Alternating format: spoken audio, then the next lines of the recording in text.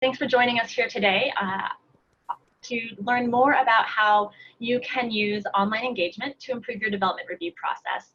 As I said, my name is Michelle Stevens. I'm a Boulder, Colorado-based engagement manager for Bang the Table. And I'd also like to let my co-host, Megan, go ahead and introduce herself as well. Michelle. Hey everybody, I am Megan. I am the head of client services for North America at Bang the Table, which means I support the team that supports all of our clients in the US and Canada. I'm going to be managing the chat and Q&A today while Michelle does the webinar, so please hop in there, ask any questions you like. This is my opportunity to tell you that I am not a planner, so if you ask anything that's super planner heavy, I will queue that up for the Q&A session at the end of the webinar. But thank you all so much and excited to get started. Thanks, Megan. So we're going to start with a couple of polls to allow everyone the chance to log in. Megan, you want to start that one or you need me to? I can do it, I think. All right. In theory, everyone is looking at polling right now. So with the question being, what best describes your current position? And we have today, I don't know, over 500 people registered. So, and right now about 150 people on the call. So a little bit more about me while we wait for those poll results to come in and give others a chance to get logged in. Prior to joining Bang the Table, I was a city planner. I still consider myself a city planner. I've also been a planning manager for a variety of jurisdictions and organizations. And I've worked as a land developer and a planning consultant. So I've kind of been around all sides of the development table. I'm going to end the polling now and we can take a look. So it looks like we've got a good mix of participants today, everyone from the director manager level, a whole bunch of staff, which I'm excited to see since I know you're the doers who really have to figure out how this all works together, and then a few others. So we're going to use a few other polls throughout our time today. So stay ready, get ready to get into those polls. A little bit more about me before we dive into content. In the last 20 years, I've worked on all sides of the development table. So I've been a planner, a consultant, a reviewer, a decision maker. But I've also been a community member, just like all of you, who I think probably live and work in a real place, a real town or city. And I've felt that burden of driving by roadside public notice signs and knowing that I should do a little more digging. I should go call that city or that county, get on their website, and really dive in about what's getting built in my neighborhood. What's that vacant lot going to turn into?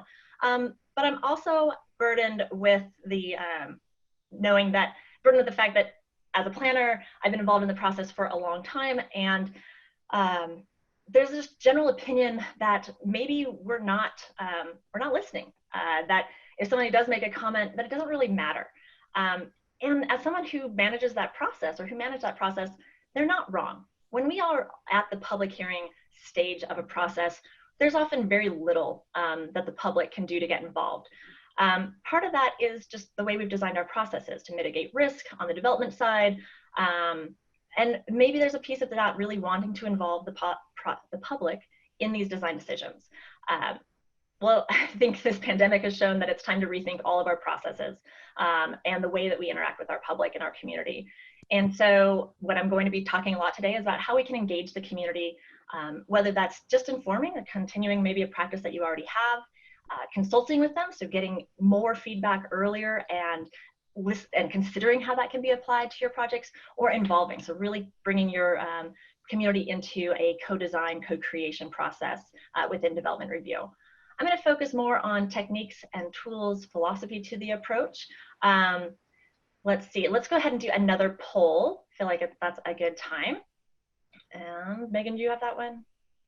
I do. Awesome.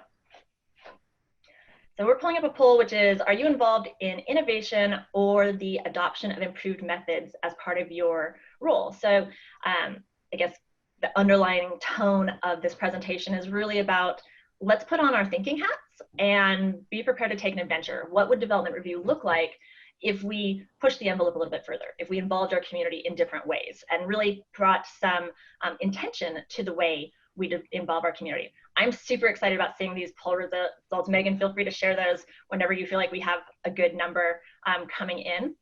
People are actively with the scroll for just another second. By all means, like I said, I'm really excited how successful this webinar is turning out to be. I mean, we had over 500 people. I do want to give a shout out to some former colleagues or friends of mine. So Mike Giroux in Greeley, my friends in the city of Westminster, TJ from Illinois, maybe some of my few other APA, Colorado or APA friends around the country. So this is amazing results. Like 87% of the folks who are on this call consider themselves innovators. Like awesome. So let's go ahead and do the next poll because I want to compare this a little bit, which is what word best describes your employer?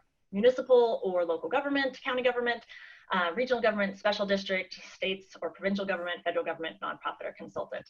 I like to have that contrast between folks who consider themselves innovator and what is often viewed as, oh, that's local government. Nobody does anything interesting. That's just bureaucracy. So it's great to see that we're doing way more innovation in local government. So congrats to all of you for finding your way to this webinar.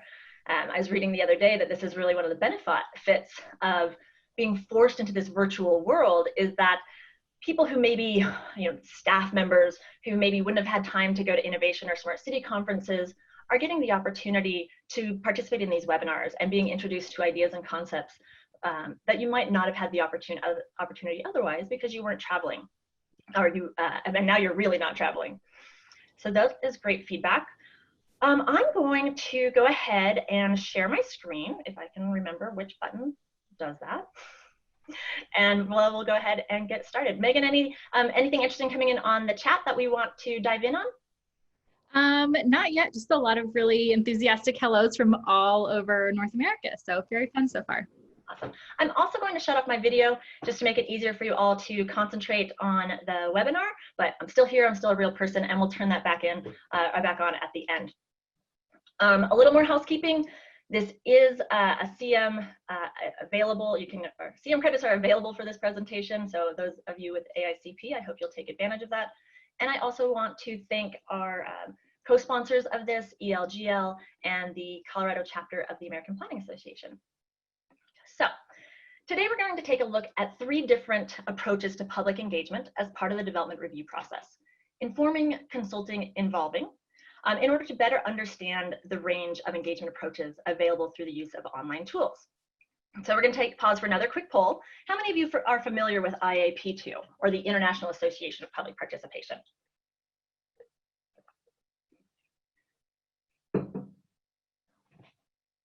Excellent. So it looks like about half. A little bit of background or refresher for those of you who are not actively involved or aware of the IAP2. The IAP2's mission is to advance and extend the practice of public participation. So they do this through professional development, certification, standards of practice, core values, advocacy, and key initiatives with strategic partners from around the world. The spectrum of public participation that we're looking at here was developed by the IAP2 to help clarify the role of the public or of the community in planning and decision making. So how much influence the community has over planning or decision making processes. And it identifies 5 levels of participation from left to right, on the right hand side being the more influence the community has over decisions. And then of course each level can be appropriate depending on the context. You as a community may have some projects that are more about collaborating and empowering, and other projects that are maybe more on the informing side. Of course, this is what I'm showing today is really going to be talking about the philosophy and overall approach to engagement. So there are no hard and fast rules here, but really just want to provide you a framework to kind of, again, intentionally focus on your development review process and how you involve the public. I'm also going to give a little disclaimer. I've been a planner for over 20 years, and based on my experience, all of the stories I'm going to tell and the perspectives I'm offering are really my own personal experience. And I'd be happy to engage with you if we have time at the end of the conversation, or pick up the phone and call me and we can debate and discuss the values of this, or your personal opinions, and really kind of dive in to why engagement does or doesn't make sense for you. I'm also a strong believer that planners are superheroes. We are trained problem solvers, we are critical thinkers, we are naturally innovators, but we often are overlooked in favor of professionals who are more siloed: engineers, architects, economic development, people who are very focused on their craft, whereas we are more of a consensus building, problem solving team.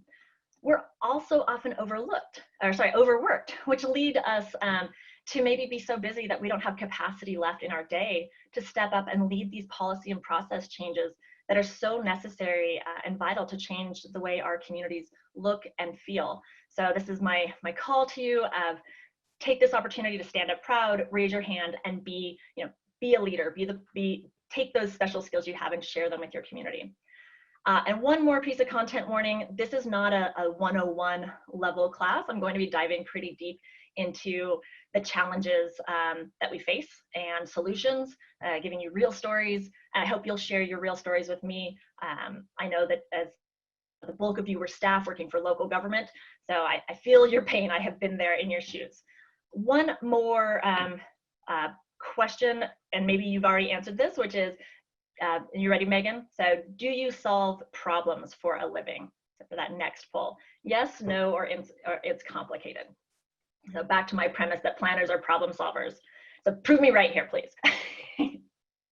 All right. Thank you. Thank you for demonstrating what I thought was true. So 84%, 80% of you plus or minus said that you do solve problems for a living. And then I want to bring up one more poll to look at, of course. Actually, are we there? Yes, we are. One more poll for you to look at, which is, what is your motivation for attending today? What problem or challenge are you addressing? So my choices that I've given you here are efficiency, saving resources, accessibility, making it easy, innovation, improving effectiveness, transparency, making it available. And then what's funny in my notes, and maybe it's not funny at all, what's sad is that in my notes, I also had inclusive or making your process more welcoming. And then of course, all of the above or none of the above. So it looks like a good mix. I wanna give this a couple more seconds so you can do some thinking on it, and apologies for not including the inclusivity choice as well. Megan, I'll let you decide when it's time to, when you feel like you've slowed down a bit. All right, I like it. You guys are kind of the all-around problem-solving, innovative local government planning crew. These are my people. So those are big buckets of problem solving, but there's also a variety of maybe smaller buckets, or the reason that's really driving you to be here. Perhaps it's that big development application that you know is looming, and as soon as it comes in and actually gets submitted, your community is going to lose their minds. And you're wondering, how am I going to manage all these questions, especially without face-to-face contact or phone calls coming directly to the main city line and getting transferred to me. Online tools are one way to help connect with those big development applications. Or maybe you're looking for a way just to work smarter, right? You're tired of the cut and paste from the email into the Excel document, or from the voicemail, trying to type that into a document, and wondering, as you're cutting and pasting 500 different comments and then applying tags and then sorting them based on values about what are supportive or opposed or mixed and who you need to reply to or not reply to, and wondering and hoping that you don't make a mistake and all of a sudden you have given someone grounds to sue or litigate the decision because you forgot to send an appropriate notice to them. Or maybe you're more about looking for connecting with the public. You have empathy and you know that these neighborhood members, because you're one of them, you care deeply about this community and you know that they want to be involved in the process and get involved, but you also know that they're busy people who maybe, and planning can be complex.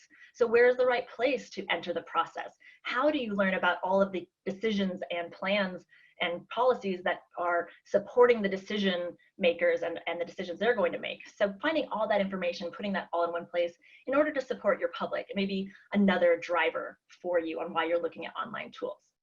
So we're going to pop back to the IAP2 spectrum here. And again, we're going to be talking about informing, consulting, and involving. Informing's goal is to provide the public with balanced and objective information to assist them in understanding the problem, as well as the alternatives, opportunities, or solutions. The expectation is that you will keep the public informed. So pretty basic line, we're just giving you information. Consulting's goal is to obtain public feedback. The expectation is that you are asking the public what their opinion is on the project with no promise of taking action on that opinion. So we're listening to you, and we're going to acknowledge your concerns, but we may or may not do anything with the information you give us. And then involving's goal. Involving's goal is to work directly with the public throughout the process to ensure that their concerns and aspirations are consistently understood and considered. You're making a commitment to the public that you will work with them to address their concerns in the decisions you make. Typically, we see the involving towards empower more on our long-range planning projects. I'd like to see us move towards this on our current projects, creating more community involvement from the very beginning in order to help make our communities reflect our community's values and character in the day that they are being considered as compared to 25 or 30 years away. Megan, you ready for that next poll?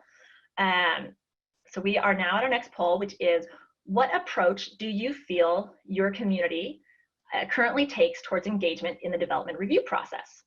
Again, we've got that informing, consulting, involving, or other, as well as none or haven't thought about it. And then I'm also asking in the same poll, what approach do you wish your community would take towards engagement in the development review process?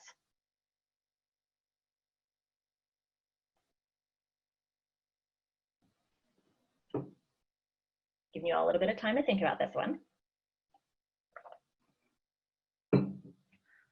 All right, so it looks like, I'm glad that again you are confirming my suspicions. Most of us have processes that are more on the informing and consulting side of public engagement, but all of us as planners, or again, the majority of us as planners who really value that public engagement and can see how it can change the way the shape of our communities, are looking towards ways to involve our community throughout that process, to keep them connected to the decision makers. Driving back into our time today, I'm really setting a goal for your time. I'd like you to be able to leave this webinar with a clear understanding of how to use online engagement tools to inform, consult, and involve the community in the development review process. So I'm going to show you a bunch of examples of what that looks like. I also want you to be able to walk away from here with the ability to intentionally innovate your current process to include public engagement, likely through the creation of a strategy, so some sort of public engagement in your development review process strategy. And that strategy would identify the community or communities you want to engage with, how you're going to use the information you receive, what engagement approach level is the most appropriate, as well as what data reporting and analysis needs you will have. All of that information will help you determine what tools you need. So that's my goal for you when you walk away from this hour. And so we've introduced those three engagement approaches. I also want to just give a quick foundation of what development review is for anyone who is a non-planner who's managed to hang on this long for the call. And development review, of course, provides the process for the review of development applications to ensure they comply with applicable policies and regulations that result in projects that add value. The key here is adding value to our community. Also, those processes should be predictable, efficient, and open.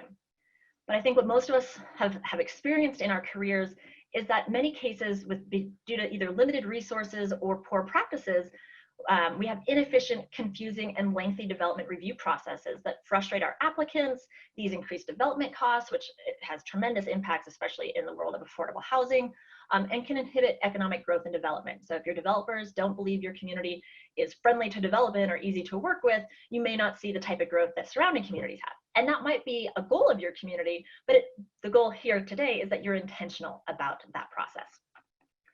So today we're going to be using a demonstration site I developed for this called EHQ for Development Review. And of course, I have it on the wrong page, but EHQ for Development Review, which is just a demonstration site. I created it for a couple of reasons, primarily to test the premise that online tools designed for kind of your bigger projects, your general plan, your stormwater plan, etc., could be used for the development review process. So we're going to spend most of our day talking about these three examples and the tools and techniques that we're using within them. But there's also, in case you have time to flip around, come and tell me your development story. I'd love to just create this forum where we're all sharing our experiences, to remember that there's a community out there. Even if we're stuck at home, we have all felt the pain of that citizen or that decision maker. If you want to jump ahead, go ahead and jump into this Peaks Marketplace concept plan. We're going to be using some SMS, or talking about the value of text messaging to engage your maybe communities that don't have access to smartphones or don't have access to the internet. So if you get a chance, text your idea to this phone number here, this 833-888-9520. so that we can see it show up on the ideas board for this Peaks concept or Peaks Marketplace concept plan, which is our involving example. So I'm going to jump ahead to the city and county of Broomfield. As I was developing this site, I really wanted to, I had been looking at examples from around the world, how they were using online tools to engage with their community around development review. And I couldn't really find any examples in the US. So I did a webinar in January about using online tools as part of kind of broadening your public notice. And we had good support for that. And since then, there's been quite a few sites in the US who have started doing development review as part of their online engagement. I think part of that was COVID, not so much my webinar in January, but I like to think I had something to do with it. So in this case, City of County of Broomfield just started using this online engagement site to bring their public into the process. So they're only showcasing a few projects, but what we can see is that they, first of all, have the site connected to their main engagement site. So when someone comes to learn about, say, a project that is about their community center or whatever else is happening in town, they also have an opportunity to learn about development projects. So getting that cross-functional or cross decision-making or interest happening. And then we, on this page here, they've got a list of I think, their primary projects that they expect to have interest on. Not all of their development review projects are included here. They're also providing some basic information about their process, a map about their current development projects, links to other important documents, as well as the staff contact. And then if we click into any of these projects, we can see that they are providing, again, more detailed project information, as well as information from the applicant, a clear person of who I should call if I have additional questions, location map, and then a wide variety of project information. And they're even giving me an opportunity to provide public input onto this project, all in a one-stop shop. So I can learn about the process, I have access to relevant information, I know who to call, and if I go back one level, we can also see that list of all the other applications the city is considering at this point. I gave Broomfield a call before our webinar just to learn how they how they're experiencing the process. Has it improved their process? Is it the worst idea they've ever made? And their feedback was that generally they've just started, but they're really appreciating having all this information in one place. And it's taking staff about 1 hour of time to put the information on the site and then pull reports prior to the public hearing or public meeting that goes with that. I was pretty impressed at that 1 hour time frame. So we're going to jump back to the engagement site. And I've very much copied, imitated what Broomfield and a few other communities are doing for their development review. A quick kind of overview of what we're looking at here, description of the process, as well as where we can learn about more information of the process. We're using social media here, and I just want to pause for a moment to talk about social media to remind my friends out there that we're all a little bit nervous about how sideways things go in social media, which is why I like the use of social media as a megaphone. So I could click on this, this icon and be able to send this out to my network. And whether I'm a city planner sending it out as the city or whether I'm a neighborhood, what I'm doing is saying, hey, friends and neighbors, there's something that you should pay attention to.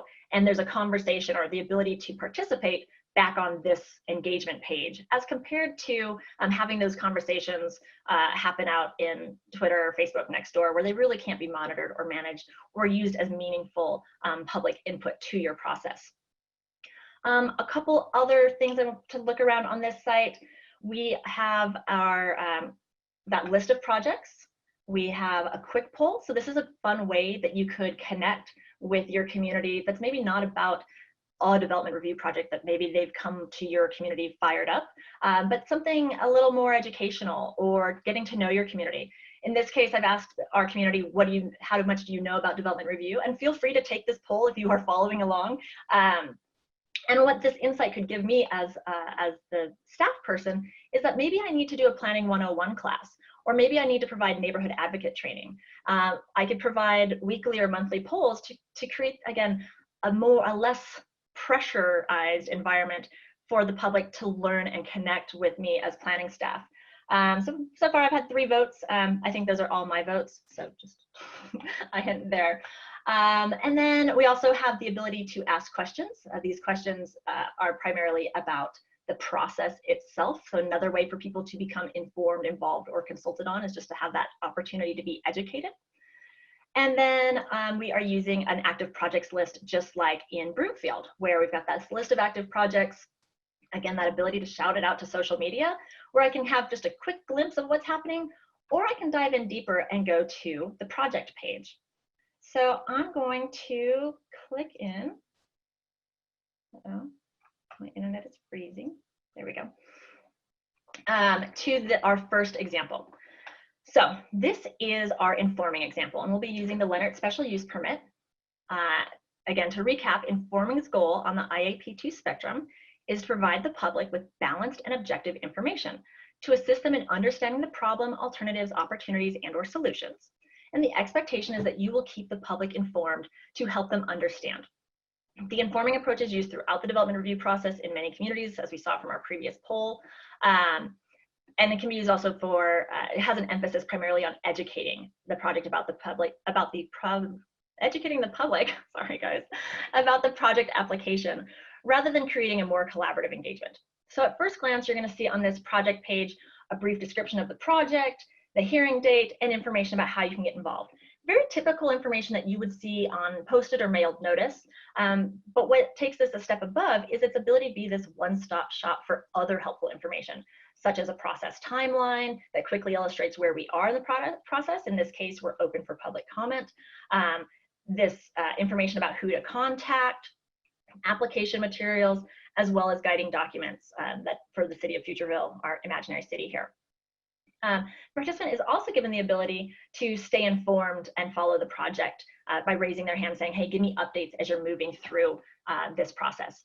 Megan, it's time for us to do another quick poll. I feel like maybe people are starting to get a little sleepy. And then also if you've had any questions or comments that we need to address right now. So our next poll is under, there we go, is if I asked you, could you quickly produce a list of members of the public that were involved in your last development project and generate a project update email, without typing in email addresses? Could you do that quickly? And Megan, just to check in with you, how are we doing?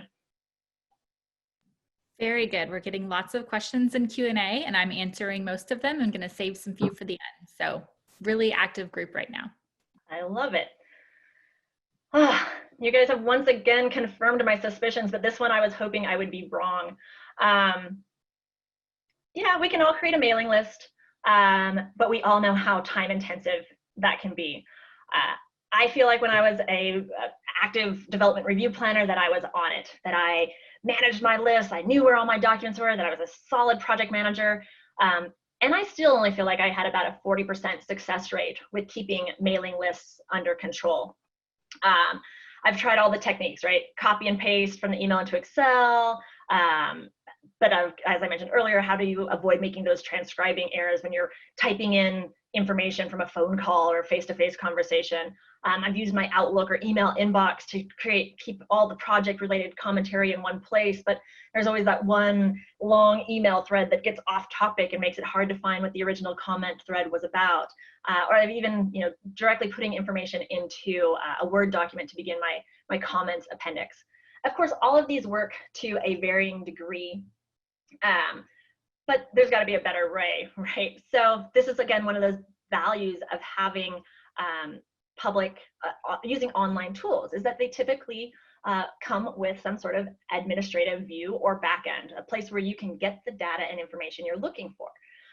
We were looking, of course, at this Leonard Special Use Permit informing example, but what I want to show you is how easy it can be to manage a list. And so in this case, as people were registering for or signing up to raise their hand to learn more about project information, we're starting to create a list of participants where we have their screen name, their email, as well as we can see what activities they're taking and create special groups for them. So if they were particularly involved on the Leonard Special Use Project, I could create a group and see that now we only have 9 participants as compared to that first group of over 30 that we started with. So that's just a quick look at the back end. We'll move back to the Leonard Special Use Permit. sometime, if we have time, we'll come back and maybe talk about how you connect that participant list with newsletters or email updates to really create a comprehensive engagement or communication strategy around your project. So back to the letter, we're going to take a look at a couple of the other tools we use. So far, we've really looked at, both on the Broomfield and this example, these learning or educational tools that provide context to the overall project. But as planners, we want to get more into this public involvement, or the two-way street of communication. So because this was an informing example, I chose to go with the submission form. And I debated quite a bit with myself of, should I even have a form here if I'm just informing the public? And the planner and me couldn't not put a form here. I think if I was holding true to the definition of informing, that I might not have a form, making it easy for them to engage, but I couldn't help myself. So I created a submission form which you could do with Google Forms or any kind of form or survey tool. And I've included some required fields that you don't always get when someone sends an email or leaves a voicemail. So name, address, their phone number, how they're related to the project, if they have a property maybe adjacent or next to that's being affected by the project, a place for them to add comments, as well as a place for them to upload a document. And that could be a PowerPoint show or photos, information that maybe would help the decision makers inform those decision makers. So, and again, all of this information is being collected in this backend, and whether that's under reporting, we can collect or specific information to present back to our community, not only on what we heard, but also how we used that information to make decisions. Also, here we're using, again, kind of a news feed or status update tool. So rather than, as we saw at the first page where we were listing all the projects, here we're listing just some simple project updates. These updates could go even further and include information that says, hey, the staff report was published, or you may also be interested in this project down the street or this project that was done 3 years ago. And those news updates here can be included in email blasts or text messages or other ways that you are creating that continuous conversation with your community. Finally, on this page, we also have a place for participants to ask questions. I think that one of the most important parts of learning is having that ability to ask questions. So I know I do best after I do some research and then have the ability to ask clarifying questions. So it's helpful to have that on your engagement site or your engagement location. We're really addressing that need where communities used to maybe visit or call or email to get their answer. But even with the best performing teams, those calls and emails have can get lost. And whether it's intentional or accidental, that leads to citizens asking, who is this planning@cityoffutureville.com email address? Am I even going to get a response? Or they didn't even acknowledge my receipt of this question. So they may not even try. But when you have the Q&A available right next to the information, right next to where they are submitting their comments, it's an easier way to say, hey, tell me more about the traffic, rather than leaving a comment that says, this is going to be too much traffic for my neighborhood. So you're giving your participants a chance to engage and learn or be informed, as compared to just dropping a question in the comment box and walking away. So what this also, the other added benefit here as far as staff time resources, is that when someone asks a question repeatedly, which typically happens in the development review process, right? What's happening on the corner of Center and Main? When is that going to be built? When is Hobby Lobby coming? Whatever those questions might be, this Q&A page provides us kind of a built-in wiki that we can use to send our public back to see the answer, to get consistent answers. Another kind of technique, then, keeping it in a special Excel file where you have your code interpretations. You can start to create those all on one single development review engagement location. Let's see, I think we're doing okay on time. Oh, I better speed up just a little bit. So we talked about Q&A. Let's jump to our next example, which is our consulting example. So the Willoughby Corner example used here. This project has many of the same learning tools that we were looking at. So context, document library, this news feed giving us updates, who to call if there's issues. But rather than using a comment form where participants couldn't see each other's answers because it was acting more like a survey, the comments on this project, this consulting project, are being accepted in more of a guest book location where comments are being left, but there's no interaction between your participants. Let me see what I haven't gone over. Similar, we're also still using that newsfeed example. And this RSVP is new, but it's still an example of how you could use a form to connect with your public. So in this example, I'm using just what was our traditional face-to-face neighborhood meeting, but instead we have the ability for people to say, hey, I want to come to this meeting on Wednesday or Thursday. Here's my email address. You can just as easily use this for your Zoom meeting or webinar registrations for your public engagement activities. Again, that Q&A tool. And then back to this comment tool. I feel like maybe some of you are a little bit nervous about, can you really just let the public leave comments on an open website? Like we've seen the nightmares of Facebook and Nextdoor. I would recommend that whatever tools you choose to use, that you make sure that you have someone reading these comments before they get posted, that you have maybe some automated filters around profanity or spamming, just to make sure your site stays nice and clean and on topic and doesn't go down a rabbit hole that you don't want to see. And then we talked about the RSVP form and the value there. And now let's jump ahead to our final example today as far as my demonstration, my imaginary city of Futureville here. And this is the involving example. So again, another refresher. Involving's goal is to work directly with the public throughout the process to ensure that public concerns and aspirations are consistently understood and considered. You're making a commitment to the public that you will work with them to address their concerns in the decisions you make. I love this approach, and I would say by your answers to the poll results earlier that most of you also love the idea of this approach.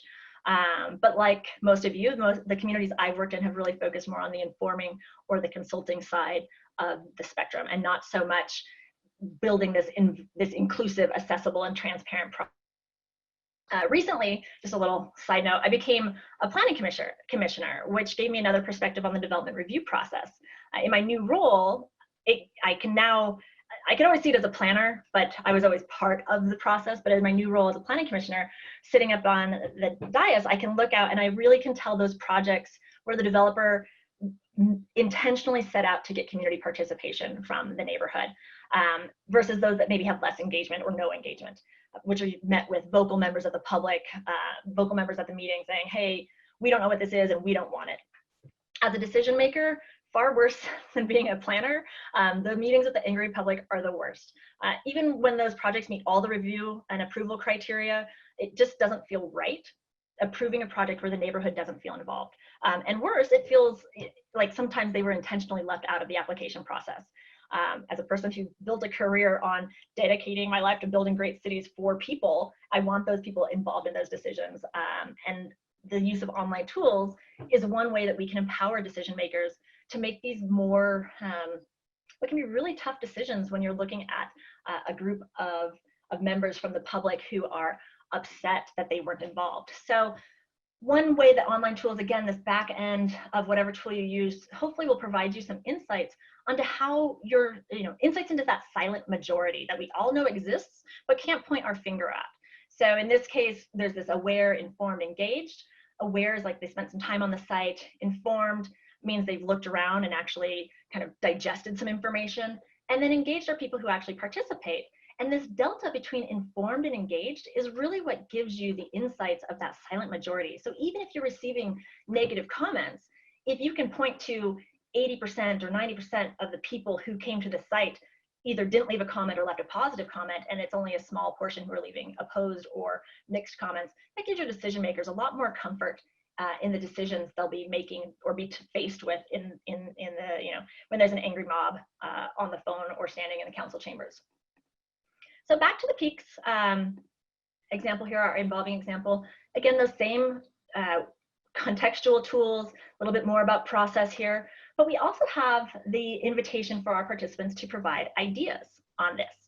I actually want to jump back to that newsfeed tool because we're using that, we've used it on several examples, but in this case, you can see how we've used that tool to say, hey, come submit your design idea. And if that was tagged with a project newsletter or information on your city's website or utility bills to drive traffic to your engagement, to your project pages, you could really see some powerful kind of co-creation occur.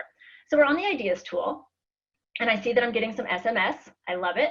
As a participant, I have the ability to kind of like those, or I could provide additional comments about the ideas that were submitted.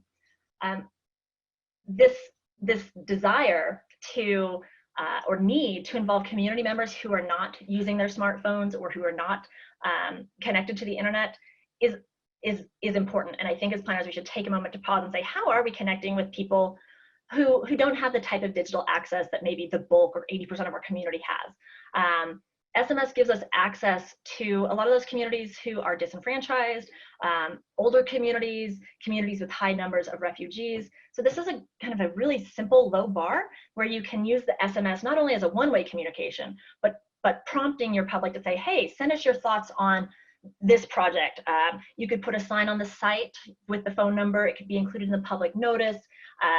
It could be at the bus stop across the street from where that development's being occurred. So ways for people to engage that's maybe not sitting at their computer or using their smartphone is another important aspect, especially when you're heading towards that involving side of the spectrum. Back to our main project page here on our peaks, we also have, so we have the ideas board, which is a great way for participants to share comments and maybe create a vision board. It can also be used to report back out. So you could do a design charrette where you're posting the 3 design alternatives and your public are adding comments on likes on those ideas. So just another way to involve your public in that kind of concept through final plan process. We're also looking at a discussion forum. At first glance, we see that there's been 13 responses in this. We can also, of course, see that there's relevant project information. Pausing just a second to think about that. A place where people can get project information and discuss the project in a single location, for me, is really powerful. It almost replicates kind of the elements of what face-to-face engagement is, where you can ask questions, learn project information, provide comment, and discuss those comments with your neighbor, hopefully coming to a place where you're all in consensus about what's moving forward. So even if you don't like it, you can live with it. This is not a new idea. Of course, that the community should and must have a voice in development is not a new idea, but the use of digital tools to involve them in the process is a fairly recent development.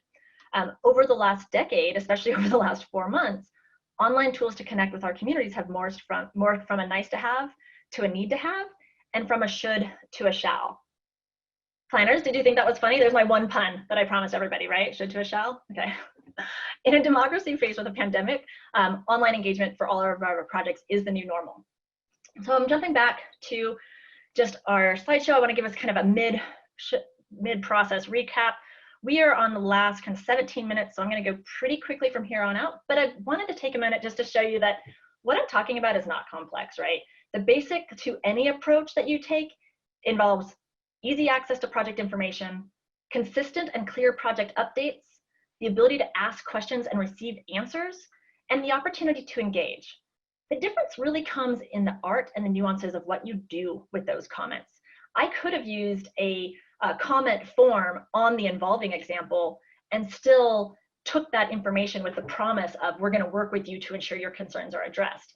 In the case that I showed, I was using that example in the we will keep you informed. So it's not so much about the tool use as much as your goal and promise to the community. Okay, we're going to jump to a few examples. I'm going to show 3 live examples, and then we're going to go to questions. So if you have a chance, put your questions in the chat.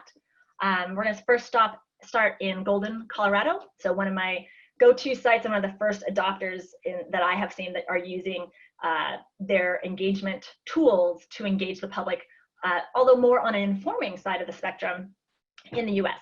So similar things that we've already seen, right? Description of the process, ways to get additional information, and then this list of active projects that are happening. But what you'll notice here is that there's no way for me to provide public comment in this location. They're telling me how I can participate in the public meeting. So here's my opportunity to sign up for their virtual public meeting, their go-to meetings.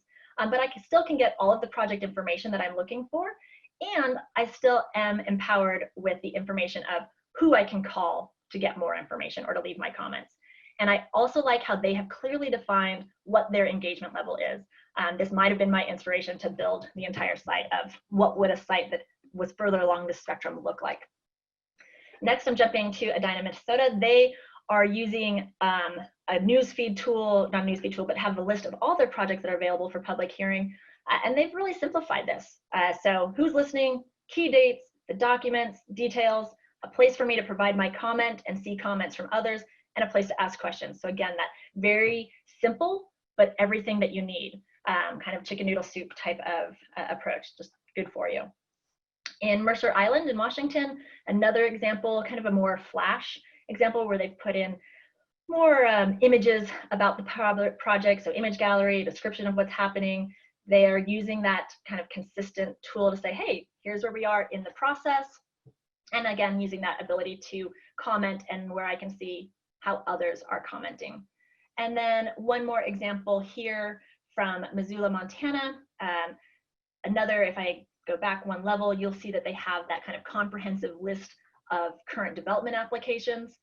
They've identified their engagement more as an informed consult level, at the same type of information we've seen on other sites, but then they're providing their participants the ability to leave comments directly in the information. So they've just laid it out in another way, but still very accessible. And they're including their Zoom meeting information directly in the public on this project site. Okay, we are just about out of time. So let's go ahead and answer some questions. And I will, oh, sorry, let's answer questions. We'll come back to this if we have time. All right, Megan, what do we got for questions? I've answered a lot of these over chat. So if you feel like I haven't answered your question substantively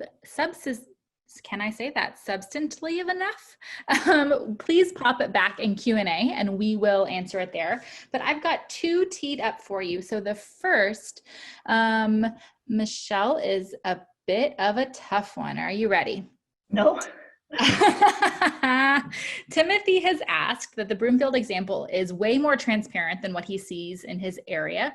Planners here seem happy to leave it to the public to happen upon info regarding planned zoning changes, etc., probably because their elected officials are so pro-development. How do you convince elected officials that they have an obligation to be transparent and make it easy for citizens to know what's going on? There is no magic wand. And I don't know that there's convincing that you can do for elected officials. Elected officials like planners run that full gambit of those who believe in democracy, public service, servant leadership, and show up to do what's best for their residents every day, to those that use their elected position as a platform for their agenda. In fact, I think if you've been a planner for 20 and 30 years, I'm guessing you can look at your squeaky wheels, you know, the 4 people who show up at every meeting and have a clear agenda on projects, how often they may either become that elected official who has a strong bias and agenda that they're pushing, or how connected they are, that elected official is to those squeaky wheels. So no magic bullet. I, in my career, have been a fan of ask forgiveness, not permission. If you already have access to engagement tools, and you do, right? You have, whether it's through email or your social media, work with your communications department, you have access to tools that can do these type of open and transparent processes. So I would recommend start doing it. Create, in the terms of a smart city, beta test it, put it in there and say, I want to run a pilot for 6 months on all of our most controversial projects, least controversial projects, whatever's going to have the most appetite, and come with results, right? So you're doing more of almost an agile or lean process with your city, where you're saying, we think that this is what we'd like to do to involve our community, especially in terms of COVID, especially in terms of resource management, where we're being asked to do less with more. So maybe not hitting so much on the transparency and democracy piece, but find those specific elements that elected official maybe will respond to. And if worst case, just remember to vote. Anything to add, Megan? Yeah, I feel like I'd want to do some research for how many projects that we had derailed or shut down because we didn't bring the public along, because that is a lot more expensive and risky than just going out and doing some decent engagement. I've answered this question in chat already, but I think anyone that's scared of their public or doesn't feel like they have an obligation has just never seen good engagement. They've never seen a thoughtful engagement process, because when it's done well, it makes your life and your work so much easier in a way that's transformative across the organization. Yep, sounds great. Are you moving on to this next one? I am. I don't know why I muted myself. Okay, so just an easy question then. How long are you going to leave this development review site live for these folks to look at? Until it stops getting activity. So I would expect the next 6 months, because I will be using it frequently in just my day-to-day work. I also want to build on it to explore more about what an online public hearing, when we rethink it to not be a 2-hour event on Tuesday night, might look like, how simple permits or other use of forms can be used in our processes through an online platform. And I really am hopeful that some of you will leave your development review stories and we can start a dialogue, and maybe we use an ideas board, and I'm happy to kind of just explore what these tools look like with you. So as long as someone else is still on there with me, I'm going to leave it live. Great. Jeff has a great question. How do you select which land use cases get elevated to an online engagement portal, and how do the applicants feel about getting selected for this? This is when I wish I really had someone from an active community with me. If I was planning manager, for me, it would be an all in or not, because I don't want there to be any appearance of, oh, these projects have special scrutiny and these projects don't. So if you already have in your process some projects that don't go through a full public hearing or public meeting process, maybe those ones wouldn't be included in the online review. But I think the public always wants to know what's happening, right? That's our kind of a primary touchstone with local government is, what's getting built on the corner, or why are they doing construction? And so creating a place where, even if it's not the 10-acre mixed use development with 300 new units, it can still be, oh, they're changing the facade on Torchy's Tacos. Cool. Right. So it just helps to build that trust and transparency, which is the foundation for trust in government. I am very sad that you brought up Torchy's. I live in New York. I do not have access to that queso, and I'm now extra hungry and unhappy with you. Okay. Well. Sorry, Jeff, that my taco gripe got put in your live answer there. So I will keep moving on. This is a great question. How much time does it take to create these sites? We have a very limited time frame for conducting reviews and hearings mandated by code, and very limited staff. Totally understand. So the ability to build a site like this really depends on your own technical ability. I am not the most technical savvy. If you purchase a platform, whatever that platform is, you're hopefully would get some training on how to use that. In this case, this overall site, what you're looking at here, took me 10 solid hours to build over the course of about 2 weeks of time. So outlining what I wanted to talk about, what type of projects. So I had a very solid, what do I want to present? How do I want to present it? Framework to work from. But once you have the elements, like the city of Broomfield said, they're spending less than an hour on the creation of, on the creation of this site, meaning the Circle K or in any of these project pages, as well as, so a total hour to build it, as well as to pull any reports on that project. And I think I have some examples of what those reports look like. One more question, and then we'll switch back to kind of just concluding. I want to make a couple of statements if I can. We got a couple questions about accessibility and security. So I'll just make a quick point that we are WCAG 2.0 compliant, and also ISO 27001 rated for data security. So really important to us as a company to make sure that you and your participants' data is safe and secure, and that also everybody in your community has equal access to this site. Okay, one more question for you. You know what? I got a question that I answered that I want to revisit. I believe I told them that I would read. I'm going to answer the development part of that question. That Yeah. first question we had about the city's role. When I put on my developer hat, my first reaction was, oh my God, this is the worst thing you could ever do to me. Why would you put my public in view of the public, put my project in view of the public? Like, you made my risk factors go off the chart. The public, what if they said no? What if they want it to be taller? What if they want different landscaping? What if they want a different use? And so I totally had a freak out moment. And then I paused for a second and put on my logic and rationale hat and said, oh wait, if we involve the public early in the process and we make it clear what our expectation is of them, hey, we want to involve you in the design of this. Here are your guardrails. It will be residential. It will be mixed use. It will be market rate, whatever, or, it will be over 4 stories tall. Or even if you don't have guardrails, if you get even earlier in the process, it's zoned mixed use. What do you want to see here, right? If you involve them earlier in the process, your developer actually, and smart developers have learned this, they have a much smoother sailing at the very end. Whereas if it becomes a surprise for your public, that's usually when the public freaks out. And I put my developer hat on as well as my decision maker hat. And although it may be bumpy and full of friction at time, the benefits and rewards are definitely worth it at the end when you're going through that approval process. All right, you had a question that you were following up or that you tracked down?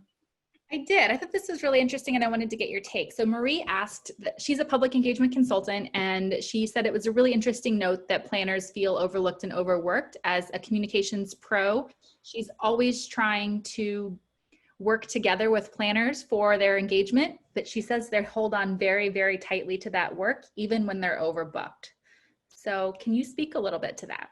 I would agree with her. As a planner, I know that whenever the comms department or the PIO would come my way, I was like, I got it. I don't need your help. I've got a plan. I'm going to do a charrette. I'm going to do 2 open houses. I'm going to do a survey, and we might even throw in a coffee. And I really didn't want the communications person coming into my process because my belief at the time, and so I guess fast forward, I think there's an education piece for planners about what public engagement or involvement really looks like and how communications professionals need to play a role. I never looked at those activities as engagement or communications. I looked at those activities as a step in my process to get approval or to get a plan finished. So I'm validating her belief that planners hold those close to her chest. I'm guessing other planners have their own reasons. Feel free to drop those in the chat because I would be interested just to read it as well. Great, we've got one more. Is that all right? Yeah, I think we have time, right? Where are we at? Yeah, we do. And I'm also happy to stay on as long as people have questions. I don't know if something come in, Michelle, but I'm happy to stay on. This sounds like it is a consultant. So I'm curious to your ideas for engagement on site specific projects that are much smaller than what this website might seem like it's geared towards. They really struggle to get clients to understand the value of these types of tools when the project might be small. I'm going to go with there is no such thing as a small project to the person who lives next door or to the person who drives by it. The facade change to Torchy's may affect someone's day, right? They may be inconvenienced by needing to walk around the construction site for a moment. So even though it seems small, and I think that a lot of those smaller communities, and I talk to communities that are down at 2,000 people, as well as 2 million and more people, and so we all face those same issues. And whether your community only has 2,000 people and it's easy to walk down to the 7-Eleven and meet your friends and be like, oh, here's what's happening here. In COVID, that's not happening. We're not walking down to have a morning coffee and bump into our neighbors. And so it is, even if there were reasons not to do this based on your size before COVID, those reasons don't exist anymore. People need to engage. They need to find a way to get information without leaving their house. It's all part of this stay safer at home approach.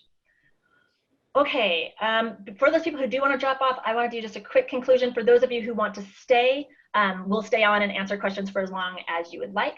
So this is just a quick kind of summary. The nice part about using online tools is that you get that quick snapshot of reporting. Who engaged? Why were they engaging? Where are they from? How do you feel about that project? All without reading pages and pages of comments. Again, I'm hoping that you leave today. Megan, we're about to do a poll with that ability to inform, consult, and involve the community in your development review process. Of course, that prerequisite is really important, right? You have to want to engage your community in the process. There has to be a desire there. And I know some of us feel as though the leaders or the decision makers don't have that same desire.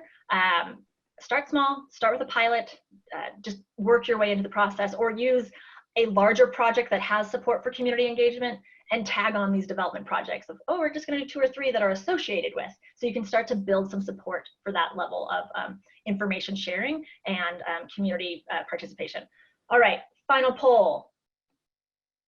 which is, are you leaving with a clear understanding of how to use online engagement tools to inform, consult, and involve your community? Oh, I'm feeling really good about this. Thanks, guys.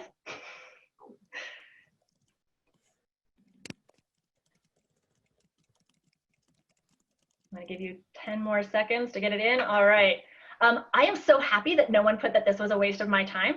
I was prepared for at least one of my adversarial contrarian planners to be like, nope, this was a waste of my time and I don't believe with you. And I'd be like, all right, let's follow up and have a phone call because I need to understand what you wanted to get out of it. But I love that 97% of you are on the yes, but I have, and some of you are on the, you still have a few still questions. Have a few still questions? I'm done. I'm done webinaring. Let's ask. Good. Yeah. Okay, let's open back up to whatever questions people still have who are still here, and I'll stick around for as long as you want to stick around. And they might have all left. Yeah. I did get a great question in Q&A. What makes a good queso? I said fresh cheese, jalapenos, and magic. Don't know if that's the right answer. I feel like magic is always the answer. To be honest, I've never tried to make it. I feel like it's a skill beyond my capabilities. I just buy it and consume it from restaurants. I have failed every time, and I typically approach with more of a cheese product approach. Oh yeah, Velveeta works great, but it ain't cheese. No. All right, are there any other questions or comments that we need to? We have one. Yep, let's ask David's. Best practice question. Are we aware of any jurisdictions that turn off the ability for the public to leave comments in the interest of having to respond to the comments in the 11th hour? Great question. I'm not aware of any. Golden Site actually recently changed. So if I go back to this, did I close it? Golden Site, they previously had, you can see down here, they had the ability for folks to leave comments, but on some of these new ones, they aren't providing that opportunity. And I don't know if that's intentional on their part. I think like everyone in this space, we're all piloting new approaches and new projects. I'm looking forward to doing this webinar again in a year with a lot more like citizen or both citizen panels, a developer, as well as a city who are actively using it, just to get their take of, did it work? Is it more efficient? Just those comparisons. So, but I'm not aware of anyone shutting it down in that 11th hour, especially when it's so simple just to say, you know what, we are going to need 24 hours to digest this. The official meeting is on Thursday, so we are going to close it on Tuesday to give me all of Wednesday to think about it. And that's okay. Again, it's all about setting the expectations for the public of, we want to hear from you in this box. And most people respond to that. Yeah, I'll also piggyback and say that we have 8 engagement tools and a lot of them are kind of like set and watch functionality. You don't have to actively dive in and respond to every single comment unless you choose to as a work team, right? So it just depends on how you approach that engagement and decide whether or not you want to respond to those individual comments one by one. Perfect. When will you do another webinar in the near future? We will, I will. This one will also be available. We're going to record it. There's access to this site. I'm going to put the slides up there as well as some other kind of materials for you to digest. So I'm going to create a page within the EHQ for Development Review site where anyone who participated in this webinar or wants to participate further can go in and get additional information, watch the recording. You can still get those CM credits even though the event wasn't live. And see the PowerPoint, etc. I have a great question from Stephen. He's saying, following the the IAP2 engagement spectrum, the IAP2 spectrum doesn't have any standards for various types of public events, not even for something as simple as a public meeting. What are your standards, if any? I can't answer that. Can you? I know how I think a public meeting should be run, and I can speak to that. And then Stephen, you can just hop back in Q&A and start shouting at me if we're going in the wrong direction. But I think that you can model a lot of what Michelle's done here online and in the in-person space. So a good public meeting should inform. Of course, there should be opportunities to understand, you know, what's happening, why it's happening, and how you can get involved. And then I think you can model a lot of these different types of engagement modalities in person, whether it's dot voting or sharing ideas, dropping a pin on a map. the idea is the same, but it's just about the education, the input phase, and then sharing back what you've heard and tying those inputs into action. So the final thing I'll say is we should all just do away with microphones at public meetings, move to the table set, move to the like science fair setup where everyone moves through sections, gets to talk one-on-one with staff. In my experience, those are a lot more productive and enjoyable for everyone involved. So that's my 2 cents. Thank you. I would agree. I mean, although they may not have specific standards for public events, at least in terms of how I'm using their spectrum, it's a framework. And so it's really, like Megan said, setting the stage of what I'm expecting from my audience, how I'm going to connect back with them afterwards, how am I going to use this in my decision process. And then tool selection or technique selection comes after that.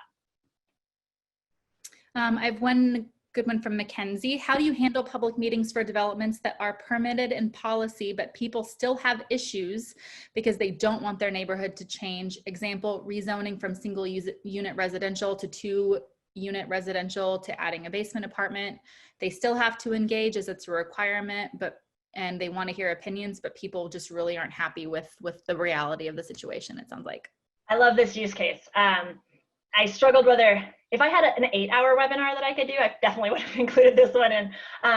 But we have all sorts of these policy decisions that we previously stood around in our office and were like, well, what's really the value here? How can we change this? Or how do we involve the public? Or, well, there's no rule to it that we have to even tell the public, right? There's always that guy down the hall where you're like, what? Of course we have to tell the public.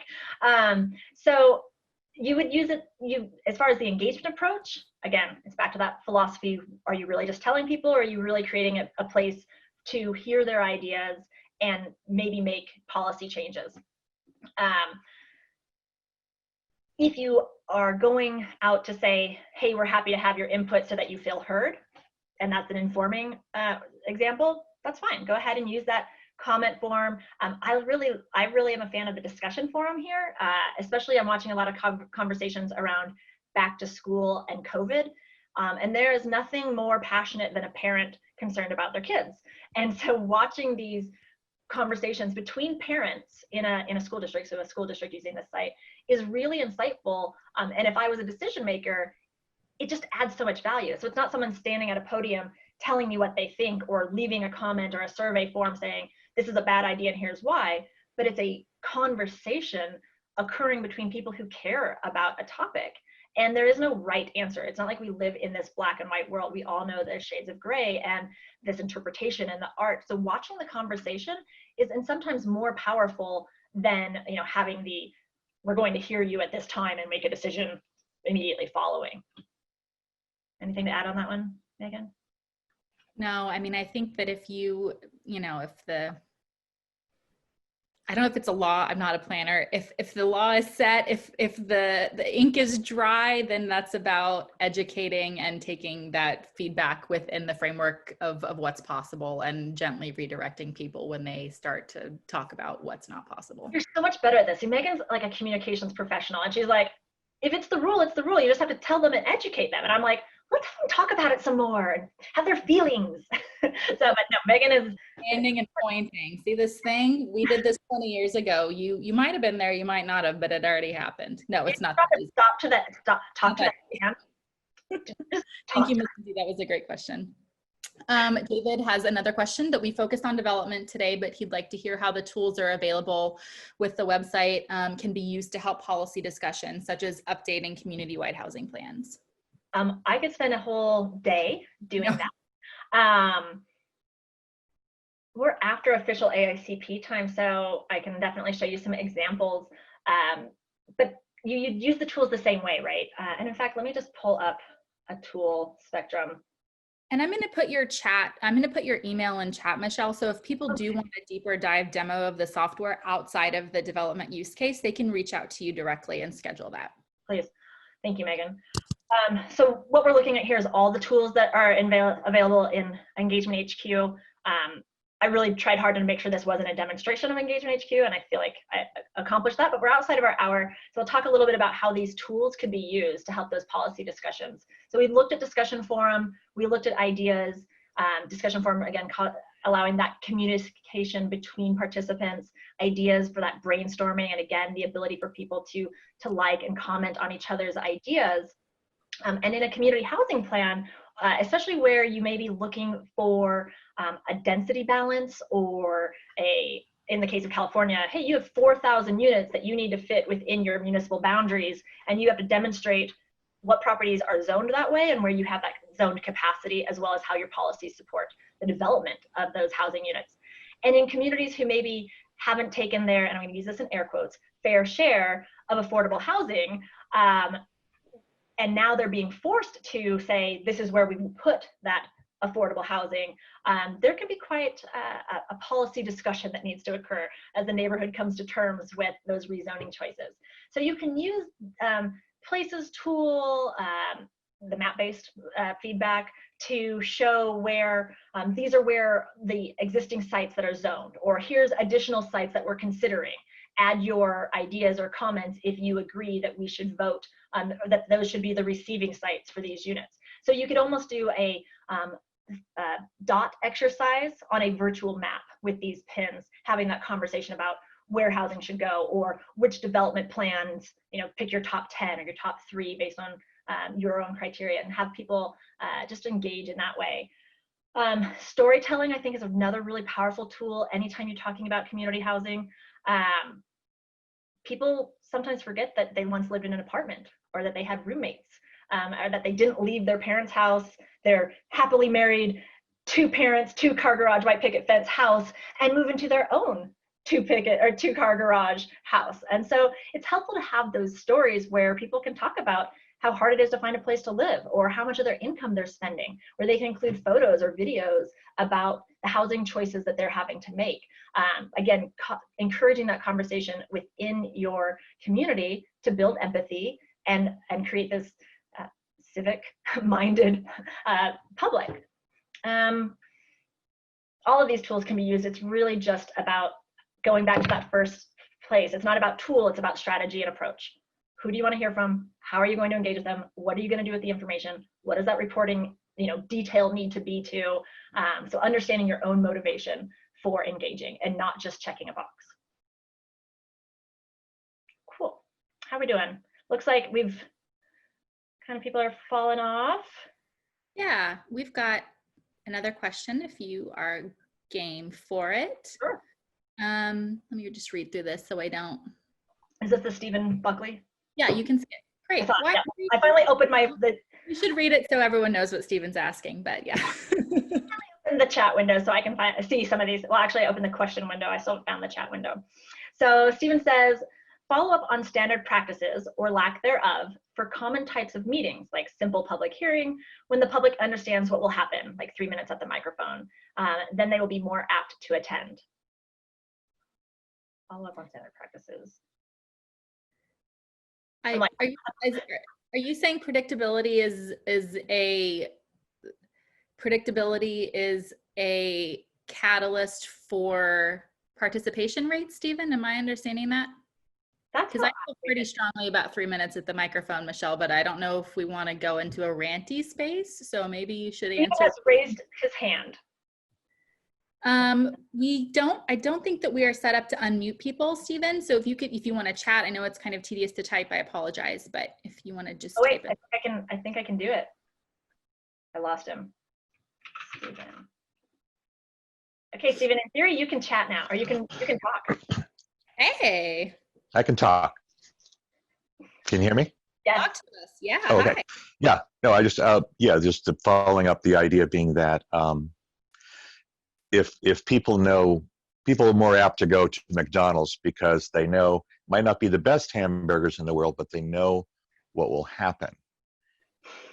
That's why I ordered. So the idea of I'm a proponent of standard practices in the sense that the more that the public can understand what they're getting into, like, is this a public hearing, or are we actually going to be deliberating about various, designs for a project? No, this is just this. This is just that. Oh, okay, fine. And I'll get 3 minutes? Yes, you get 3 minutes. And will I be interrupted? No. Okay, good. Now I know what to do. I will be more apt to come, as opposed to, hey, it's a surprise listening session. We'll tell you what happens when you get there. Like, oh, that sounds risky.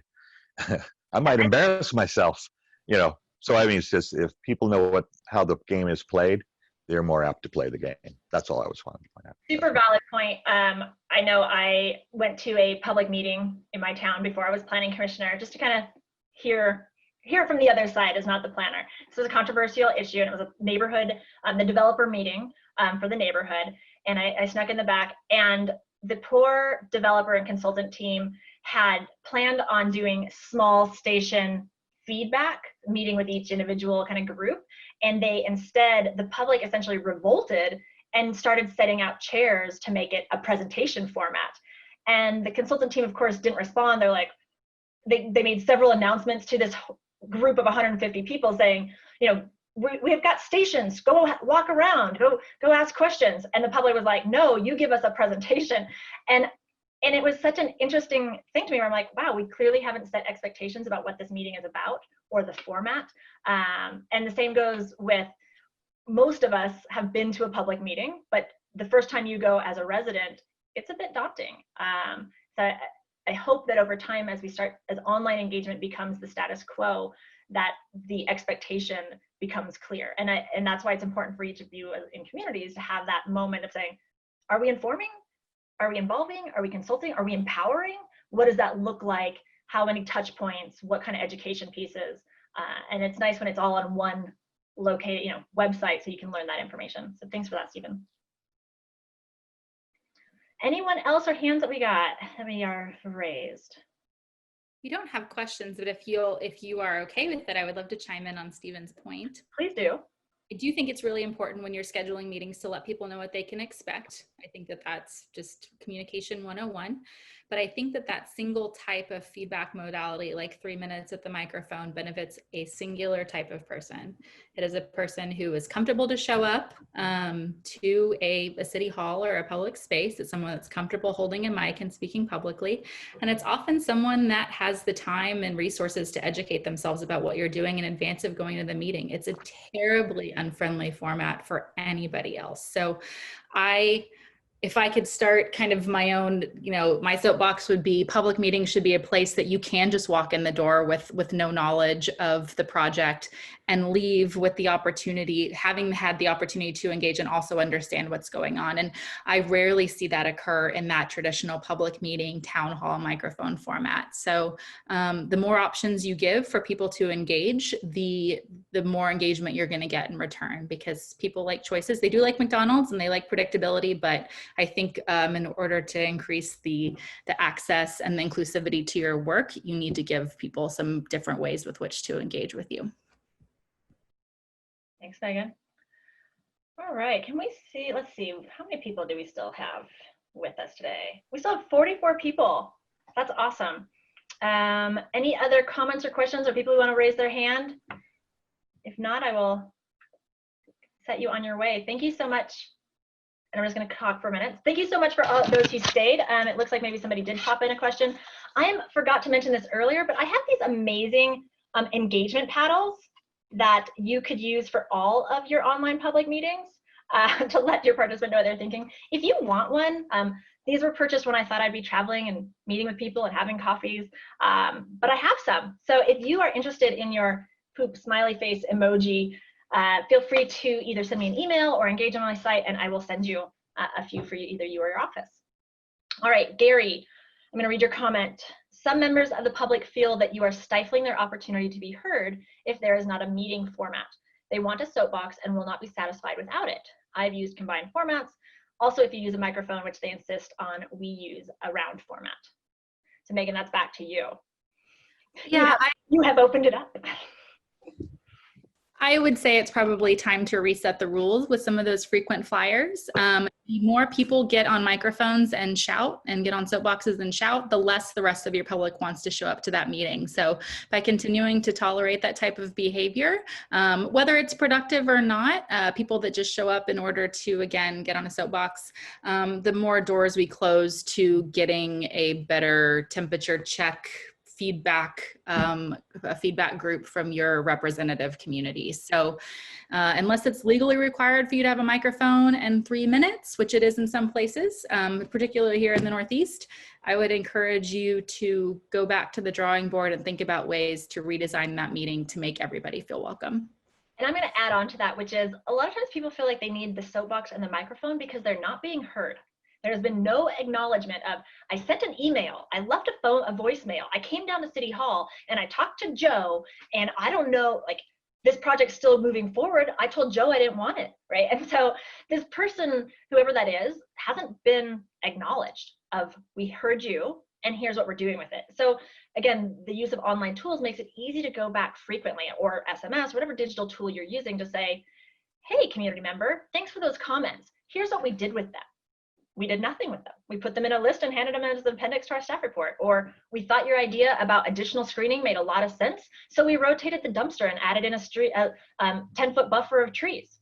Or we changed the brick from brown to beige. Whatever those requests might have been. And I know as a planner, I made a ton of those between first and second review of a project. Most of them the developer had no concerns with. As long as they get to have that belief or knowledge that their project is moving forward on a timeline towards an approval, and that if they address these items, that approval will come. So I think that there's that two-sided, we need to rethink the way we do public engagement, especially in terms of the microphone at the public meeting, but also it's on us to make sure people feel acknowledged and heard. It does. Thanks everybody for joining. Again, if you want to get a hold of me or Megan, here is the information. Thanks again.